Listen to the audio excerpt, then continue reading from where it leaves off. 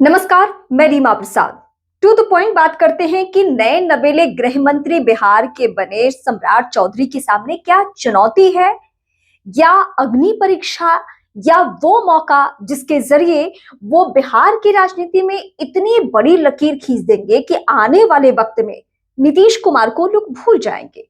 हालांकि भूल तो नहीं सकते हैं नीतीश कुमार को, लेकिन हाँ, ये जरूर हो सकता है, इस बात की गुंजाइश जरूर बनती है कि अगर सम्राट चौधरी ने बेहतर काम किया, लॉ एंड ऑर्डर को लेकर वो उन्होंने सजगता दिखाई, तो फिर उनके लिए ये बड़ा मौका है जहां पे वो खुद को बिहार की राजनीति में उस तरीके से स्थापित कर ले कि बिहार में बीजेपी के पास सम्राट चौधरी से बड़ा कोई चेहरा ही ना दिखे। अब चुनौतियां क्या क्या सामने हैं और उनके लिए दो समानांतर बातें कौन कौन सी चल रही है वो एक एक करके मैं आपके सामने रखने जा रही हूँ। पहले तो इस बात पे फोकस किया जा रहा है कि सम्राट चौधरी के बारे में जो प्रशांत किशोर ने एक के बाद एक खुलासे किए थे, उसके बाद ऐसा माना जा रहा था कि प्रशांत किशोर के खुलासे की वजह से सम्राट चौधरी का करियर अब खत्म हो चुका है। लेकिन बीजेपी की टॉप लीडरशिप ने, खासकर गृह मंत्री अमित शाह ने तारापुर के सभा में इस तरीके से चुनावी मंच से बड़ी बातें कही कि अगर आपने सम्राट चौधरी को वोट दिया, जिताया, तो हम इनको बड़ा आदमी बना देंगे। तो बड़ा आदमी बनाने का मतलब यह है कि उन्हें सीधे गृह विभाग दे दिया गया, जो बीते 20 सालों से नीतीश कुमार के पास हुआ करता था। और मैं पहले भी आपके सामने दोहरा चुकी हूं कि अगर नीतीश कुमार के पद में इजाफा हुआ या उन्हें सुशासन बाबू के तौर पर जाना गया, तो उसमें सबसे बड़ी भूमिका थी गृह विभाग संभालते हुए बिहार के लॉ एंड ऑर्डर को दुरुस्त करना या बिहार में जो अपराधी थे उनको ठिकाने लगाना। ये उनकी उपलब्धियों में से थी। अब आप फिर लौटते हैं हम सम्राट चौधरी पर कि सम्राट चौधरी को ऐसे वक्त में ये जिम्मेदारी सौंपी गई है जब नीतीश कुमार अभी सरकार के प्रमुख चेहरा है, या मतलब सीएम वही हैं।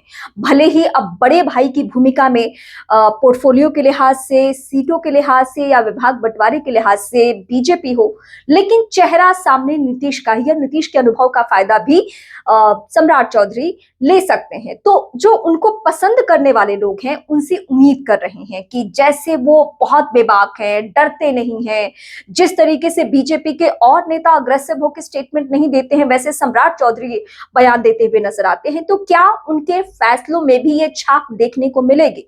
क्योंकि बीते 20 सालों से भले ही नीतीश कुमार ही सीएम हो, लेकिन कुछ सालों में लॉ एंड ऑर्डर की स्थिति जो बिहार में गड़बड़ हुई है और जिस तरीके से अपराधियों का बोलबाला या शराब माफिया को लेकर जो आए दिन खबरें आती रही है, या पुलिस के ऊपर सवाल उठ रहे हैं कि सब कुछ तो थाने में डील होता है, तो ये चुनौती बहुत बड़ी है। और इस चुनाव की अगर मैं पर्टिकुलर बात करूं 2025 के चुनाव की, तो इसमें एक के बाद एक बाहुबलियों को लेकर खूब प्यार दिखाया गया, जेडीयू की तरफ से, आरजेडी की तरफ से भी और कई जगहों पर बीजेपी की तरफ से भी।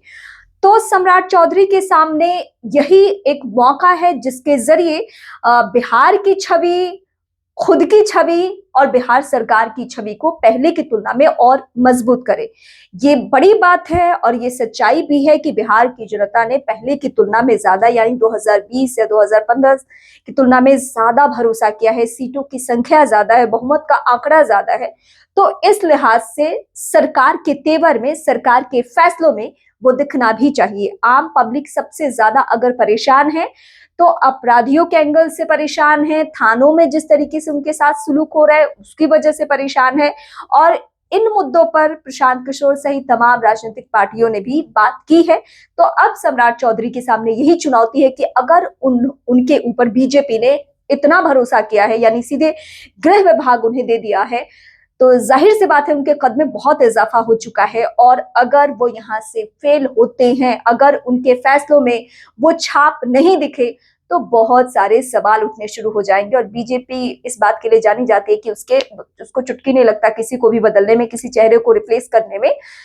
तो डू एंड डाई सिचुएशन है सम्राट चौधरी के सामने। हालांकि ये और बात है कि कुछ लोग ये भी कह रहे हैं कि जिनके ऊपर खुद अपराध के एक से एक बड़े मामले हो, चाहे वो शिल्पी जैन हत्याकांड का मामला हो या फिर इसके अलावा उनके एजुकेशन को लेकर जो फर्जीवाड़ा है, नाम बदलने को लेकर जो बातें निकलकर सामने आती रही है, या सात कुशवाहा लोगों के मर्डर की घटना को लेकर भी इनकी संलिप्तता रही है और जुवेनाइल बताकर इन्हें छूट मिल गई, इस तरीके की भी बातें प्रशांत किशोर से लेकर जो विरोधी खेमा है वो बार बार दोहराते रहे।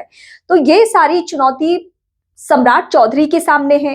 कैसे वो पार पाते हैं, कैसे गृह विभाग की जिम्मेदारी संभालते हुए बतौर डेप्यूटी सीएम वो बहुत बेहतर काम करते हैं, ये सारा कुछ आने वाले वक्त में तय होगा।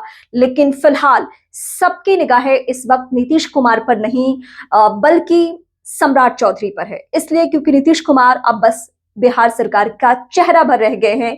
वो कहते हैं ना कि दंत विहीन शेर आप उनको कह सकते हैं, जो अब शिकार करने की स्थिति में नहीं है, बस वो चेहरा है। घर के मुखिया के तौर पर उनको इज्जत बख्शी जा रही है। बाकी सर्वे सर्वा तो इस वक्त बिहार में बीजेपी ही है, पोर्टफोलियो के हिसाब से भी, बड़े भाई के हिसाब से भी, और जो बहुमत का आंकड़ा है उसके हिसाब से भी बड़े भाई की भूमिका में फिलहाल बीजेपी है। तो अब फैसलों में छाप या सम्राट चौधरी जिस तरीके से एक्शन लेंगे उससे ही तय होगा कि बिहार में बीजेपी क्या उस जगह को भर पाएगी जो नीतीश कुमार के बाद खाली होने जा रहा है।